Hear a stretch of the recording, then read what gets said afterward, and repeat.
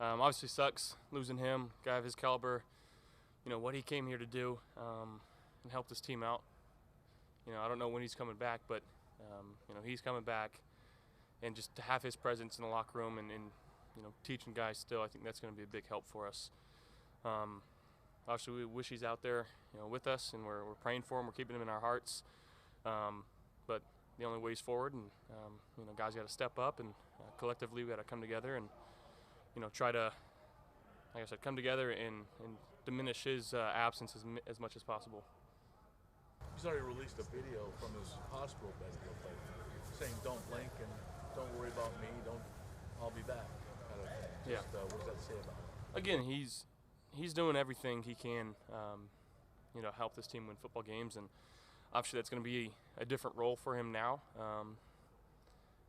Yeah, but you know, make no mistake about it, we're going to miss him. He's definitely a difference maker on the field.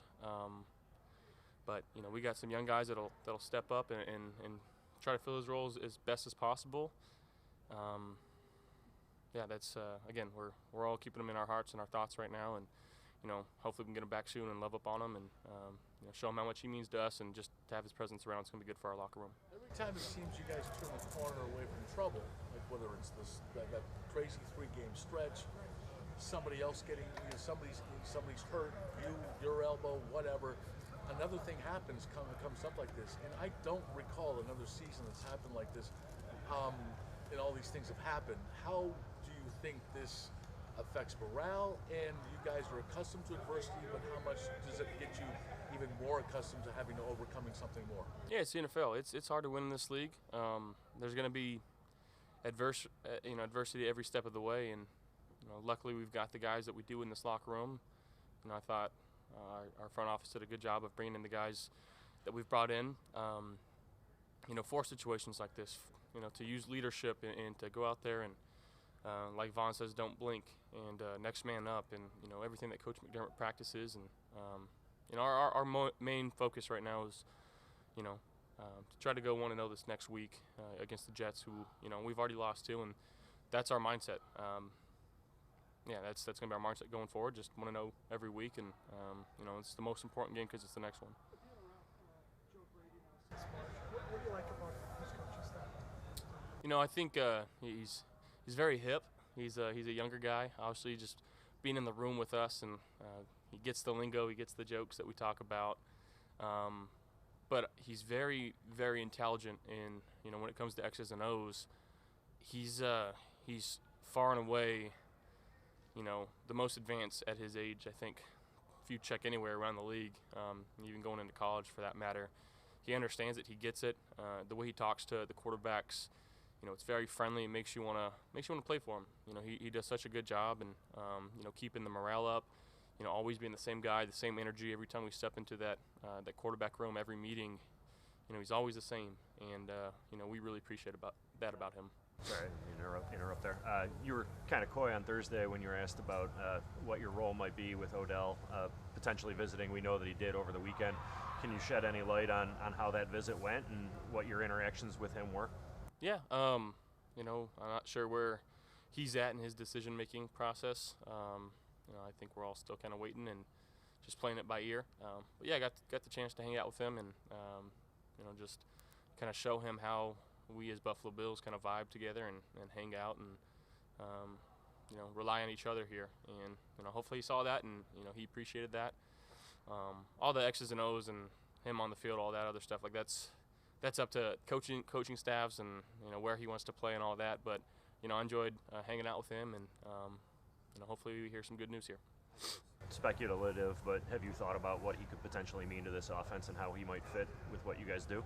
Yeah, you know, it's always good to add another weapon. That being said, though, I trust our guys and what we got going on here.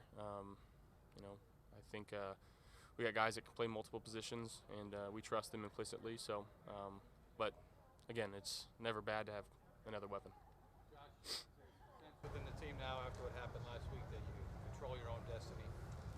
Yeah, yeah, we've felt that way. You know, obviously when we were written off a few weeks ago, and again, our focus is good. Go 1-0 each week. That's all we can do. We can control what we can control. and everything that we want to do is still out in front of us, and that's been our mindset.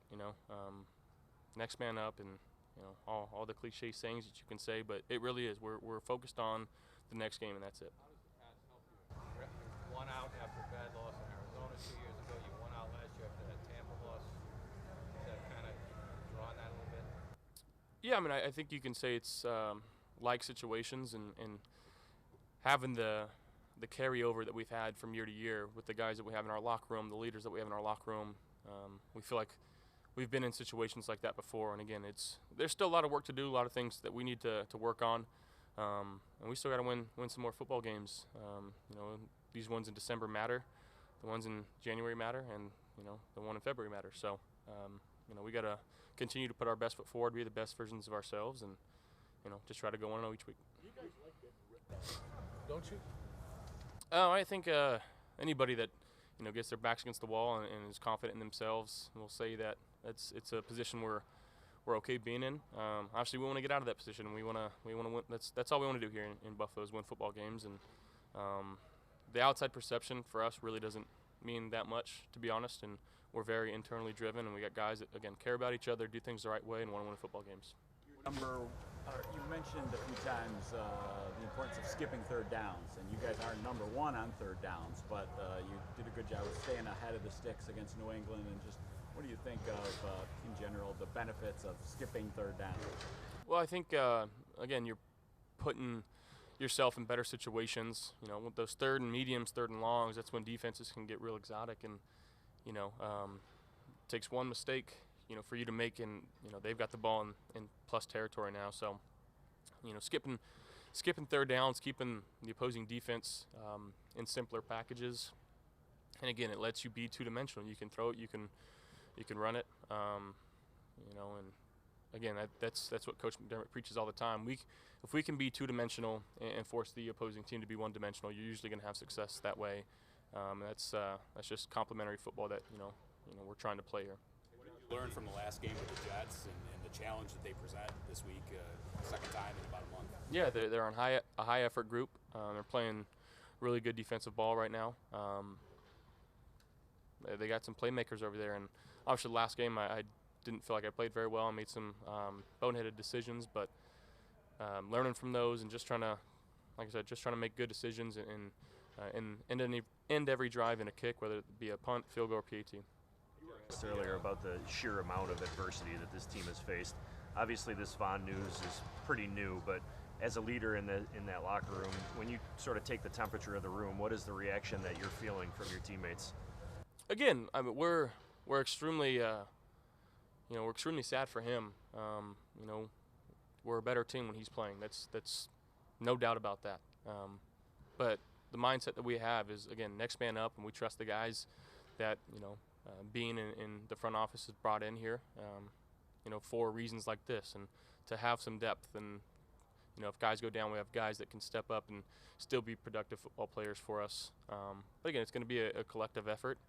Guys rallying around each other and just trying to play determined football. Hey Josh, with the Odell situation and having the next couple of days to make a decision, however long it is, do you blow up his phone? Do you text him? Do you call him? Like how do you handle that sort of situation when you don't know? No, I'm sure Vaughn's doing that enough for me. I'm focused on just trying to go 1-0 this week, and whatever decision comes, again, I guess we'll find out. Josh, there's been, I feel like, quite a bit of gut punches this season so far. How do you not get distracted by anything?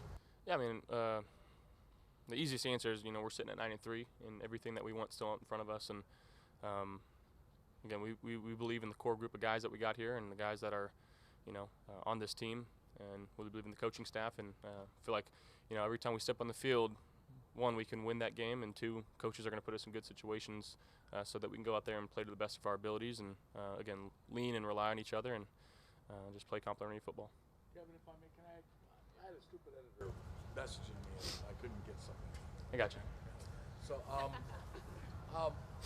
do you think since the Jets game, since maybe late October, given how this team has developed the running game and become a little bit more balanced and have been able to counter what some defense, better counter what some defense is doing to you. Do you think this team the offense has evolved to a degree where it's ahead, or maybe it's further along than it was maybe in late October? Yeah, I definitely say that. And again, we've been in different situations. We've seen different defenses in terms of how they want to play us.